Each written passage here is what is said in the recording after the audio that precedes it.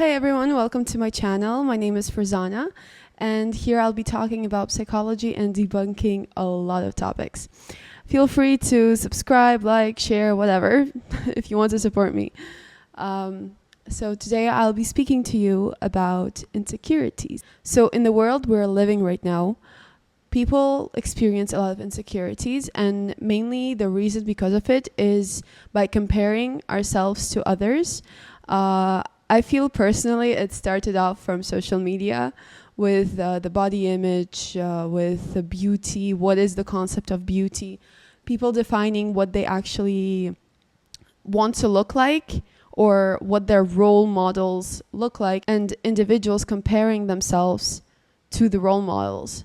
For example, let's take me and let's say Shakira, okay? So two different people, we look differently, our ethnicities are different, but if I'll try to compare myself to her, there's going to be a huge difference, like logically speaking. So this is mainly where insecurities start off.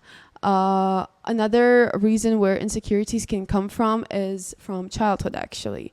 And even though I hate saying, oh, childhood, like your problems come from it, it's actually the way you've been thinking and you've programmed yourself. So if you have negative thoughts regarding yourself in your head going on, those are not actually your thoughts. They're mainly words that people spoken to you and the ideas that somebody gave you. So let's say if I was bullied, which I was, I was bullied in school for having a big nose. And to me personally, I actually love my nose. I always loved it. I never experienced insecurities regarding this. And I would always laugh at the people who would make fun of me because I would say that, guess what? Like my brain, I'm getting enough oxygen while you don't. So a lot of people experience bullying and different people take it differently. And this can also be one of the reasons where you start getting the insecurities. Another point where insecurities can come from is actually if the personality is more of a perfectionist. I think it kind of actually correlates with the two previous ones. So if you're a person who tries to do everything perfectly, always makes himself or herself achieve extraordinary things and is expecting from themselves, like putting too much weight on their shoulders. So if you're the person who puts too much weight on your shoulders and you try to do everything perfectly, it can also be one of the reasons for you to have insecurities, because you see the world as black and white. You don't see it in gray tones. You don't see the color schemes, the hues. You just see it as either it's good or bad. That's it. And when this happens, whenever something is not perfect, you also start having insecurities, which is not nice. So talking about perfectionism, I'll make a different video, a separate video about this. However, dealing with the insecurities, you need to understand where are they coming from and fix that ideology. So let's say for me, if I would have been insecure about my nose, I would try to understand where does this idea of me hating my nose coming from? Where did it start off? Because then once I know where the root of it is, I can just take the root out like a plant, you know? So the main point is to find what is the root cause and just to get rid of it. To get rid of it, you don't just close your eyes. You don't avoid it, especially not avoiding. Avoiding anything is not a good idea. Like avoiding emotions, avoiding people, avoiding life situations, circumstances. It's not a good thing. You need to just deal with it. It sounds funny, but you actually have to just deal with it. Because even regarding emotions, if you try to avoid them, one way or another, they'll catch up with you and they will hit you way more harder than if you would have experienced them right here at the moment. So if you feel like crying, you just cry. Okay, going back to the topic. So you need to get rid of the roots. In order to do that, you need to understand the foundation. What is it holding on to? So for me, my family, all of them have these type of noses. So I kind of grew up with my family and I grew up in a different country. I did not grow up in my home country. And it was fine. Like nobody was teasing me about my nose or my facial features, or I was gonna say beauty because I find myself attractive. But I'm used to seeing this type of nose because my family members, they have this and it's normal. It's usual. Like nobody pays attention to which nose you have. But then I switched to a Russian curriculum school. That's where everything started off. So with students, like I can actually give you a couple examples. So students used to tease me about my nose. And at first I was like, like something is wrong with my nose? Like what is going on? So I went and I asked my mom, and my mom, she actually explained it to me really well. This is why I feel like I don't have any insecurities, because my mom was like, listen, you are not Russian and your ethnicity is not Russian. So for Russian ethnicities, it's usual to have like a small button nose, where for me, I have like a Greek type of a nose. So my mom was like, you have nothing to do with Russia, so your nose is different, and the people in the Russian curriculum school are just not used to seeing this type of a nose. So according to them, what's normal is to have a small button nose, and to you it was normal to have whatever nose people have, because you never paid attention to it. It never was a big deal. So because of what my mom told me, I did not have insecurities about it. So I was like, oh, there's a logical explanation why people don't like my nose, because they're not used to it. Done. After a while, I was teased too bad, so there was a lot of bullying happening. So when I switched to Persian school, in my class, we also had a girl who was being teased a bit about her nose. And I didn't see anything wrong with her nose, because like it's just a nose. Like I don't understand why people would give it such a value. But afterwards, I spoke with the girls, and I spoke with my dad. I spoke with my mom about this. And they've explained to me that according to Persian standards or whatever, my nose is just fine. Like it's normal. Like nothing is extraordinary about it. Because my question was not about why are they teasing her. I'm like, why are they not teasing me? Because I'm used to being like in Russian curriculum school, where they always tease me for like 3 years straight. And I'm like, Mom, why are they not teasing me? Like, Dad, why not? And my dad was actually shocked. Like, this was the first he heard about it. But they explained to me that because in Iran, my nose is actually fine. It's normal. There's nothing special about it. So that's when I started realizing where people get the insecurities. Like, if I would have just grew up in a Russian curriculum school and I was being teased about my nose, probably by now I would have done the surgery. But logically speaking, I found, like, I understood why people were saying this to me. So my root, if in this specific situation, my root would have been that people are teasing me and I get insecurities from that. And, but it was fixed for me by my mom, by her telling me, Fruzanna, it's normal. Your nose is normal to one ethnicity. Their nose is different for another ethnicity. And that's when I started understanding that people have likes and dislikes. And I started making stupid correlations where, for example, I might like eating lemons, but my mom hates eating lemons. So this is where I start understanding like different preferences are the ones that are playing the role. And to me, it was like, oh, if somebody doesn't like my nose, like, good for you. I can live with that. Like, I don't care. But some people actually care. Like for those who were bullied, for example, they actually started caring because it was hurting them deeply. Psychologically, it was damaging. And so the main point for me to tell you is to find what the foundation that your insecurity stands on, and mainly try to rethink the situation. Try to explain what was happening, why it was happening this way. So for example, let's say you're the black sheep of the family. Why was this happening?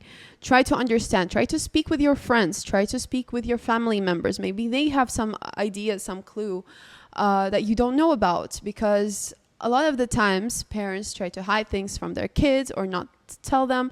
So maybe they can assist you and help you. After you find the root cause, change your process of thinking. Try to... I'm not saying focus on the thing that damaged you or made you insecure. Try to focus on the thought process you're having. Not even focus, but like try to acknowledge it.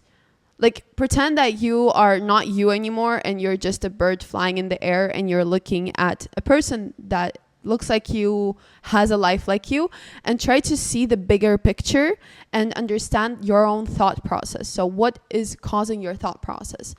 After you have that, like after you achieve this and you understand your thought process, start making changes to it.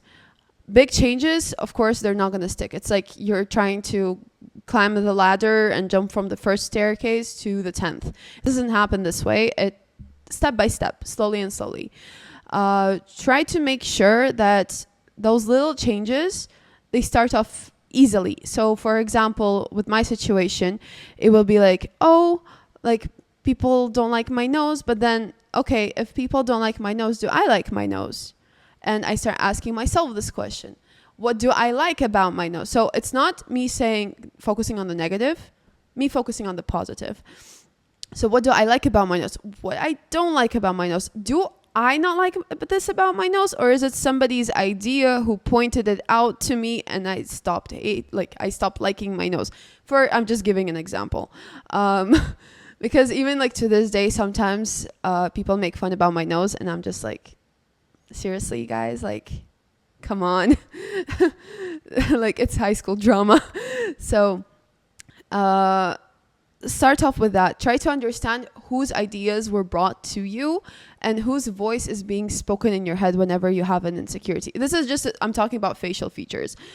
Insecurities can be within different departments of life or different segments of life, starting from job, career, studies, especially studies, because students actually get a lot of anxiety while studying and they feel insecure presenting their projects or even submitting their assignments. Which I also went through at specific time in my first year, actually. I've experienced this. Not first year, sorry, foundation year, because I had to do foundation and then I went to first year. So in my foundation year, I've actually experienced this, and I'll share this quickly with you. So I started my psychology degree and I had to do my foundation year, international foundation in psychology. I don't remember what the course name was, but it was just like a full year I had to do that.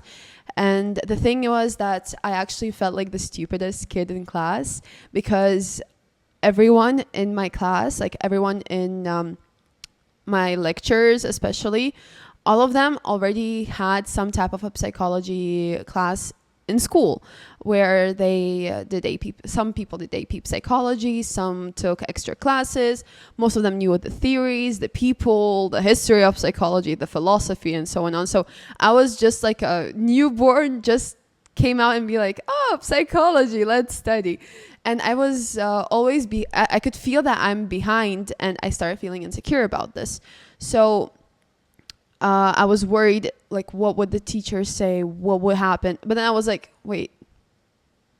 So my thought process, my insecurity was about submissions and my knowledge mainly. But then I was like, wait, okay, so I just came to a university. This is like my second month being in a university. I am the one paying for the university. Like, I'm not on scholarship. I am not, I don't have a fundraiser or whatever. Like, my family is paying, I'm paying for the university. And I'm like, why am I worried? Like, I get what I get. If I deserve a great mark, I'll get a great mark. If I didn't do well, it's all right. I'll fix it. I'll understand my mistakes and I'll just change it next time.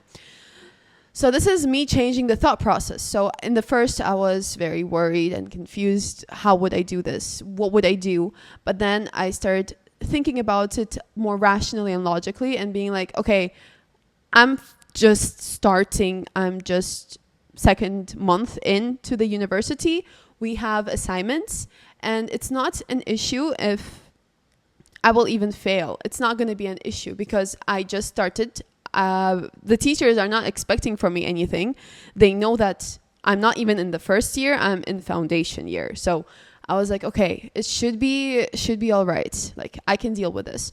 And then I started to think of the steps. This is another point I want to mention. So once you change your thought process and you want to fix something about yourself, because for me, like in this situation, like if it's a nose, I like my nose, like I don't want to fix it. I don't want to do a surgery. Like I don't see what has to be fixed. Like I love my nose. But specifically with the studies, I was like, okay, so I'm feeling insecure. What can make me feel secure? So I understood that me knowing more about psychology will make me feel secure, like logically speaking, because I felt like I was the stupidest one in class. And then I went up to one of my lecturers and I asked her if she can give me extra materials to study because I felt like I was behind. Because I even mentioned it to her that I feel like all of the students here, they already know some stuff about psychology, but I don't know anything. I don't understand anything, and can you please recommend me a book or two that I can read to catch up at least a bit? So this way, I was able to catch up. I was able to fill in my insecurity. So my insecurity did not go away the next day or the next week. My insecurity actually went away when I saw the results. So my results was an assignment, the results of an assignment. So I assumed I'll get like a 40 because in my university, it's the middle ground for receiving the scores is like 50, 60. And above 60, it's like good job. And above 70, it's like almost impossible. And below 50, it's like, oh, you're like, just try harder. And lower than 40 was a fail. So I was hoping to get at least a 40. My results came out and I actually got a distinction. And I was like, how? And I was very shocked and confused. And then my lecturer talked to me and she pointed out what were the good parts about this assignment. And she also told me what I can work on. So afterwards, I just got a notebook on the site and I would write down all of her comments, like what was good and what was bad. And then for the good, I would always like reread them and be like, oh, like I'm so proud of myself because this way I appreciate my work. This is somebody acknowledging, somebody with an authority acknowledging it. And this is actually a bad thing, but I'm just saying this is what actually helped me because I saw the results. But you should not depend on somebody's opinion. This is like really bad. Like I'm giving a bad advice here, but it actually helps me to deal with my insecurity because then I could, like she told me what was wrong in my assignment, what should be done. And like, for example, she said my flow was well. And I was like, oh, so my flow was well. And I would reread it and I'll try to find my flow. And I would be like, oh, yeah, it does flow. Like there is this thing. And she would tell me like, oh, but let's say your citations were not properly, like you did not cite the articles properly. So I would be like, oh, okay, let me just go over it and see what I cited wrong. So I did a revision. And after doing the revision, I already acknowledged what was wrong. I saw what was wrong and I knew how to fix it. So this is where I became more reassured. I became more aware of what was happening and I was more in charge of what I'm thinking and what I'm worrying about because the next assignment that came, I was like, oh, so like I'm not going to even worry about my flow because it kind of came naturally to me because I didn't even plan on doing the flow. And once I would finish my citations, I would be like, oh, let me just go over and check them because I remember how I made a mistake in that one, but now I'm just not going to make a mistake. So I started doing that and my citations were well because we do APA citations and my citations were well formatted. It took me a while to finally like understand how to cite everything properly. And so yeah, I just became like my insecurity within my psychological knowledge went away and you can probably see that it's like gone. I'm not insecure about my knowledge in psychology because it's been shown to me that I actually have a lot of knowledge. Like it's not just like opinion based. It's me feeling it within myself because I would think of something, I would try to understand, acknowledge, break it down in my head, like if we're doing cases in our classes, and I would actually get to the right point and I'll be like, oh, okay, it does make sense. So I was correct about this. And just proving it. And the thing is with the thought processes, so imagine I'm 2 months into my university, right? And I'm insecure about my studies. I'm insecure about my knowledge in psychology. And then the December comes. In December, we do submission. In the end of January, we receive our results. So it's been September, October, November, December, January, 3 months in. I'm insecure. I'm worried. But I'm still trying to change my thought process. I'm trying to evolve. I'm trying to study. And what proved to me, or what broke my insecurity, was me getting the result. The actual result, something that I can see and I can compare. So I would know approximately what was my knowledge in the beginning, where somebody said Sigmund Freud and I was like, what? Who is that? Like, where are you guys talking about? Like, what? And then people would be like, oh, psychoanalysis theory. And I would be like, what are you talking about? And then there would be, how much attachment styles do you know? And I'm just sitting there. I'm like, yeah, this is not for me. Like, I don't know anything. And I even spoke about this with my mom. And the first thought process that changed was specifically that I'm not supposed to know all of this. So yes, some people know it because they were preparing for university. Truthfully, I never ever wanted to study at a uni. But when I spoke with my mom, she was like, you're not supposed to know all of this. Like, it's fine. Don't worry about it. You'll get the hang of it. You're studying, you're learning right now, you're taking notes. Done. Don't worry. Let it just happen. So this was the first thing. Like, somebody's support was the thing that helped me out. But the thing is, because I'm still young, I still need somebody like to point into the right direction when I'm spiraling, because at that moment, from my insecurity, I was actually being very anxious and spiraling. So my loved ones helped me out. Afterwards, I was changing my thought process, and I was making sure that I would do step by step. And once I received my results, I compared my knowledge in psychology. I was like, okay, how much do I know from psychology now to where I started off from? So I knew I had no idea about anything in psychology. Like, I was just blank.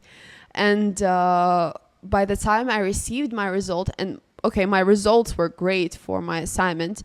So I was like, wow. But then I was like, okay, let me just acknowledge like what was happening there. And I could see the big change within the 3 months, how much I've studied.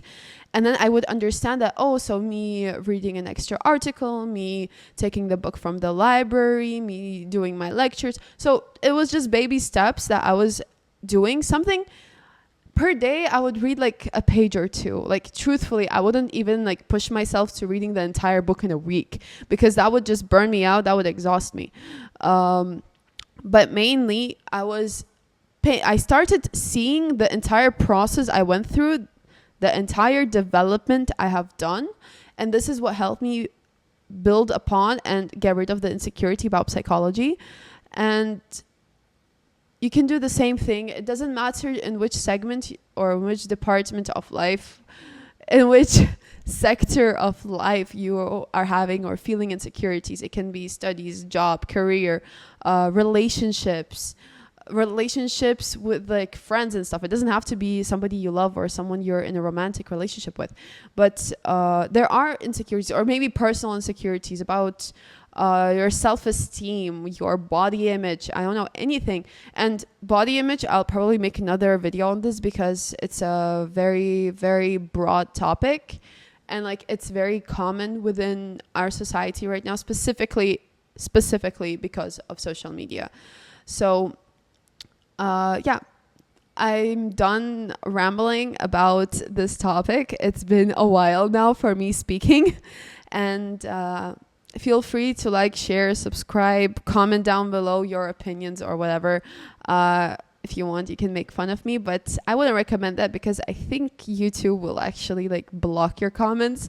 But yeah, so feel free to subscribe, and see you in the next video.